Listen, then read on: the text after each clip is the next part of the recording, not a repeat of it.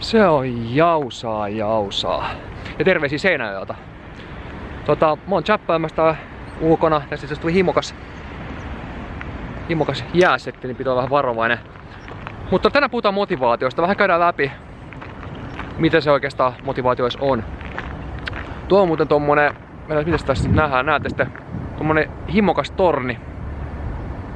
Kuuluu tuohon kirkkoon. Niin mä kuulin just että sitä paikallista kutsuu, tai ainakin osa tietää sen läpän, kuin Kateuden risti. Ja se tulee kuulemma siitä, kun Lapualla, ei tässä ihan lähellä, niin sinne tehtiin kirkko ensin. Sitten sen jälkeen vasta halusin, että hei damn, meidän kyllä pakko saada isompi kirkko. Sitten ne rakensi isomman kirkko. Ja sitten siitä tulee toi nimitys Kateuden risti. Mut ei siinä. Sen jälkeen vasta aina ruvannut, että eihän siinä mitään.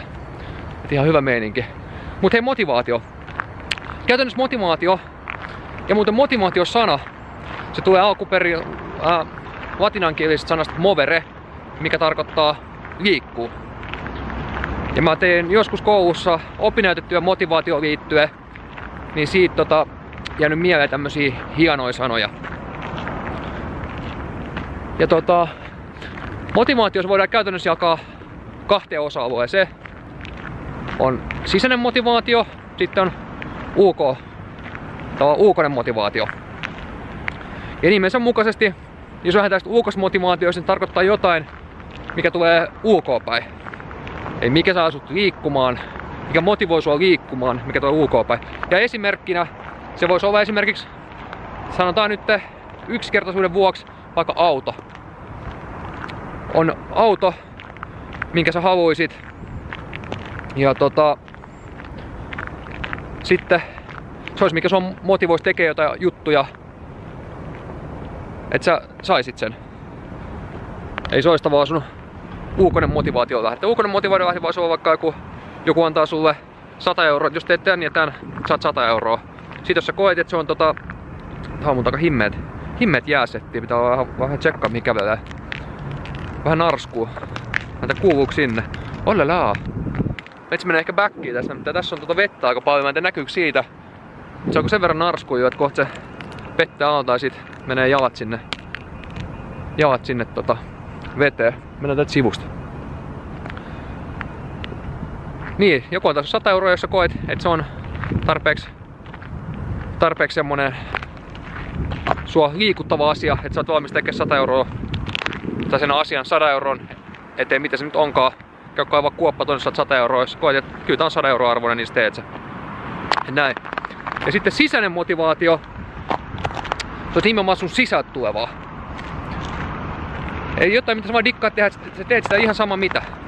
Esimerkkinä mulle se voisi olla vaikka skeittaus. Et se on semmoista mulle, osaan tosi paljon hyvää fiilistä, siihen liittyy mut tosi paljon positiivisia asioita. Sen takia mä oon tehnyt sitä niin pitkään ja tuun tekemään jatkossakin. Et se on vaan semmoista, että kenenkään ei tarvii muista sanoa, että hei, mes kede, että mä menen niinku joka tapauksessa. Ja se voi olla mitä tahansa muuta, se voi olla vaikka piirtäminen jollekin. Joku voi piirtää vaikka työkseen jotain muuta, mutta sit se piirtää vapaa-ajallakin ihan vaan, se vaan dikkaa siitä. Se on niin siistiä. Se pystyy sitä kautta esimerkiksi toteuttaa itsestä tai muut vastaavaa. Sitten hei, motivaatiossa myös puhutaan monesta semmosesta, tai motivaatio liittyen, on tämmösiä työntäviä voimia ja vetäviä voimia. Ja mutta niistä äskeisistä sisäisistä ja ulkoisista vielä sen verran, että tietysti aina yleisesti ottaen sisäinen motivaatio on aina semmonen, mikä on enemmän vie sua pitkälle.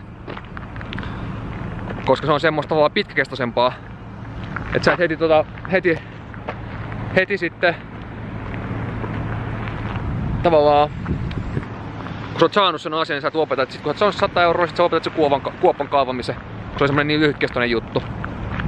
Niin siinä ei sitten ollut. Lähdetään backiin. Tää puistui vähän lyhyempi kuin mä muistinkaan. Mä vaatin aamukävelyä tässä näin ja vähän auringon nousu kerkisi vähän näkee tossa ja tommosta. Mennään backiin tonne kotolle päin. Mut näin. Ja sit me puhuttiin siitä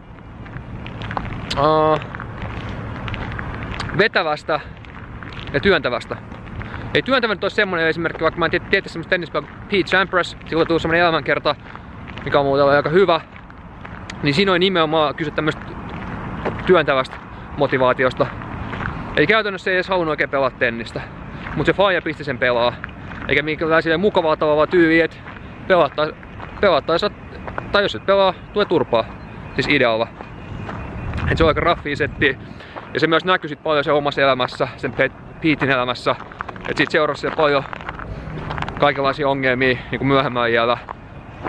Erityisesti niinku just tavan mielenterveyteen liittyen semmosia juttuja. Ja sitten vetävä motivaatio olisi semmoista,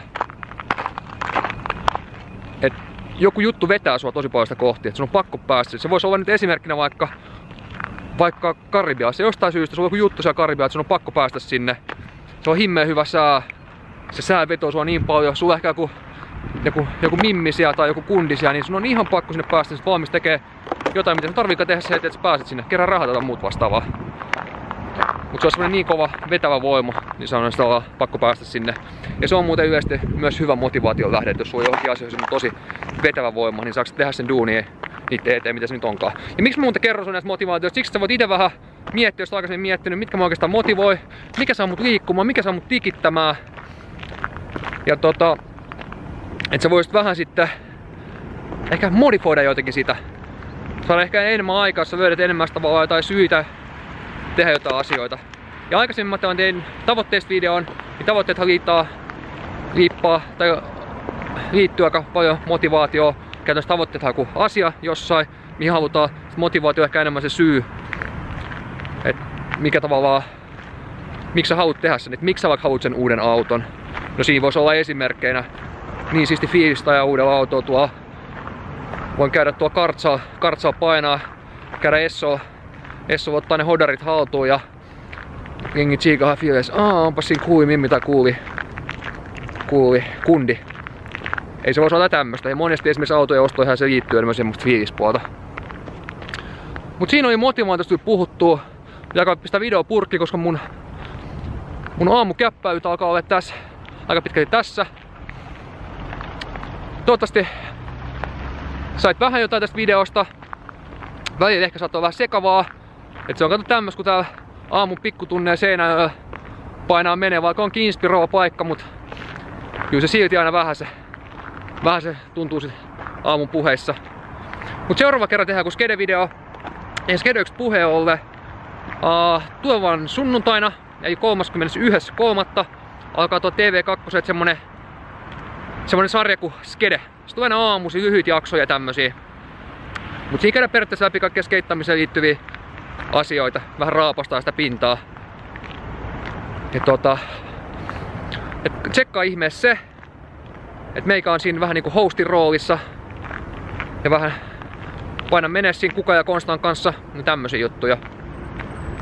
Mut hei. Toivottavasti video maistui, toivottavasti sait siitä jotain. Niinku aina, ota haltuun, mikä mua juuri kannata.